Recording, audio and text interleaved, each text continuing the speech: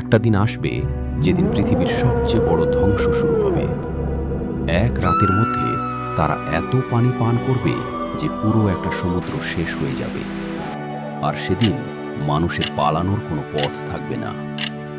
এরা কারা? এরা হলো ইয়াজুজ ও মাজুজ, শেষ জামানার সবচেয়ে ভয়ঙ্কর ফেতনা। কোরআনে আল্লাহ সুবহানাহু ওয়া তাআলা দুটি জায়গায় ইয়াজুজ মাজুজের কথা উল্লেখ করেছেন, সূরা কাহাফ এবং সূরা আম্বিয়ায়। এরা আদম আলাইহিসসালামের বংশধর।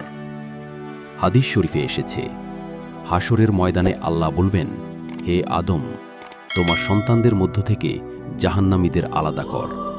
আর সেদিন প্রতি 1000 জনের মধ্যে 999 জনই হবে ইয়াজুজ মাজুজ।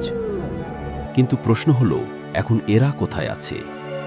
মূলত এদের ঠেকিয়ে রেখেছে জুলকারনাইনের প্রাচীর, লোহা ও তামা দিয়ে তৈরি এক অলৌকিক প্রাচীর। প্রতিদিন তারা এই প্রাচীর কাটার চেষ্টা করে, এত কাছে আসে যে ওপাশের আলো দেখতে পায়, কিন্তু রাতে আল্লাহর হুকুমে সেটা আবার পূর্ণ হয়ে যায়।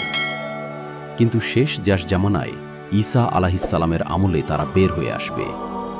সহিহ মুসলিম শরীফের হাদিসে এসেছে, তারা বাহারে তিবেরিয়া, গ্যালিলি সাগর পার হবে, আর সেই সাগরের সমস্ত পানি পান করে ফেলবে। পরের দল এসে দেখবে পানির চিহ্ন নেই। এরপর তারা আসমানের দিকে তীর ছুড়বে আর বলবে, আমরা আসমানের অধিবাসীদের ও পরাজিত করেছি। সেই সময় ঈসা আলাইহিসসালাম ও তার সঙ্গীরা তুর পাহাড়ে আশ্রয় নেবেন, কারণ ইয়াজুজ মাজুজকে সরাসরি মোকাবেলা করার ক্ষমতা কারও থাকবে না। কিন্তু আল্লাহ তাআলা কখনো জুলুম বিনা জবাবে ছেড়ে দেন না। ঈসা আলাইহিসসালামের দোয়ায় আল্লাহ তাআলা তাদের ঘাড়ে নাগাফ নামক এক ধরনের পোকা পাঠাবেন, আর এক রাতের মধ্যে পৃথিবীর সবচেয়ে শক্তিশালী এই বাহিনীর সম্পূর্ণ ধ্বংস হয়ে যাবে। পাখিরা তাদের লাশ তুলে নিয়ে সমুদ্রে ফেলে দেবে, আর পৃথিবী আবার পরিষ্কার হয়ে যাবে।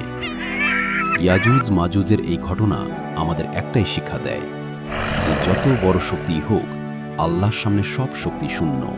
তাই শেষ জামানার এই ভয়াবহ ফেতনা থেকে বাঁচতে বেশি বেশি সূরা কাহাফ পড়ুন, কারণ হাদিসে এসেছে, সূরা কাহাফের প্রথম ও শেষ 10 আয়াত দাজ্জালের ফেতনা থেকে রক্ষা করবে।